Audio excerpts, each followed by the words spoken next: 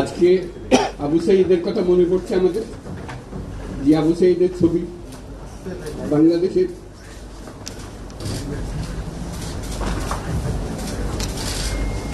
প্রতিটি মানুষের মনে গেছে আছে, এটা কেউ বলতে পারবে না। কি অবিশ্বাস্য সাহসী দিবস। বন্দুকের সামনে দাঁড়িয়ে আছে এবং তারপরে থেকে কোন যুবক কোন যুবতী আর হার মানে বলছি সামনে গিয়ে গেছে এবং বলছি যত গুলি মারো মারতে পারবো আমরা আছি। তো যার কারণে এটা সারা বাংলাদেশ জুড়ে এই আন্দোলন ছড়িয়ে গেছে এবং যার কারণে বাংলাদেশ এই দ্বিতীয়বার স্বাধীনতা অর্জন করল।